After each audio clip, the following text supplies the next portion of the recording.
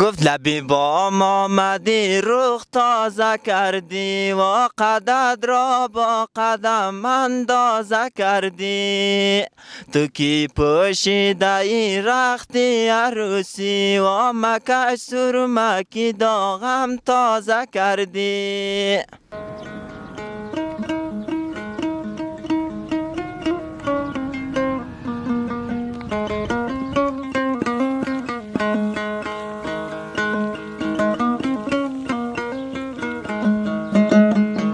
سلام دوستان عزیز، امید جور سلامت باشید. بازم خوش آمدید در برنامه دو بیتی هزارگی با من صبری نظری از چینل یوتیوب مقطع قسمی که شما میگیرید. بازم دودن جوان قد از خود داریم که اینا قصد را در دو بیتی بین از خودان هم مسافقه بده. چرا در بامکت بالا نمیشی؟ چرا از آلک ماگا نمیشی؟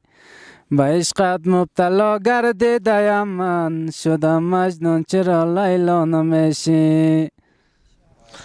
خداوند داد درد آمد به یک بار، غمی نیستی را نالم یا غمی یار. غمی نیستی را پروایش ندارم، مرا کشته غمی یاری وفادار.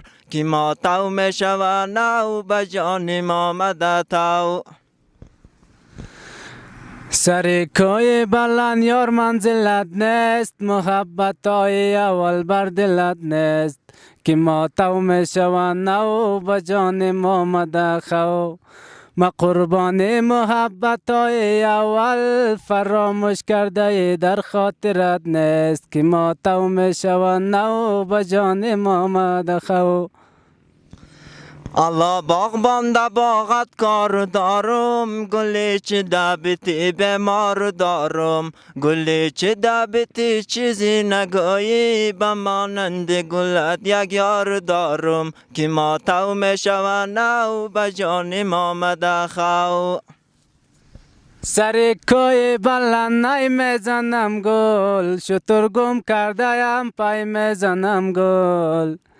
شتر گم کرده شتر شای، شرنگ کس میزنه دل بر گجای. شرنگ کس میزنه دل بر پسی پشت، آواز دختر ملک مرا کشت. الله یار جان تو کفتر باش مباشه، رفیقی به وفا هرگز نباشه.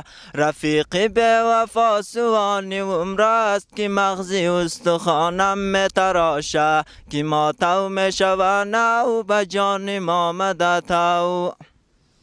سر کوی بلند خمیازه کردی، زدی زخم